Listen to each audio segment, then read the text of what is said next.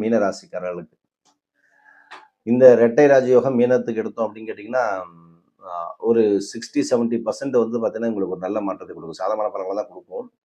இது வந்து 4ஆம் வீட்டிற்கும் சுக்கிரன் 3ஆம் வீட்டிற்கும் பெயரும்போது என்ன ஆகுது அப்படின்னா, வெற்றிக்குண்டான வாய்ப்புகள் பிரகாசமா இருக்கக்கூடிய ஒரு காலகட்டம். சமூகத்தில வந்து நற்பெயரும், மரியாதையும் அதிகரிக்கக்கூடிய ஒரு காலகட்டம். முயற்சிகள் எல்லாம் நேர்மறையான பலன்களை தரக்கூடிய ஒரு காலகட்டம். ஆ இந்த ரீட்டெயில் பிசினஸ் பண்றவங்களுக்கெல்லாம் இது ஒரு நல்ல சிறப்பான ஒரு காலகட்டமா இருக்கும். மீனத்தில இருக்கிறவங்களுக்கெல்லாம். அதே மாரி வணிகர்கள் வந்து பார்த்தீங்கன்னா, பல்வேறு ஒப்பந்தங்கள்லேருந்து எதிர்பாராத லாபத்தை கொடுக்கக்கூடிய ஒரு காலகட்டம்.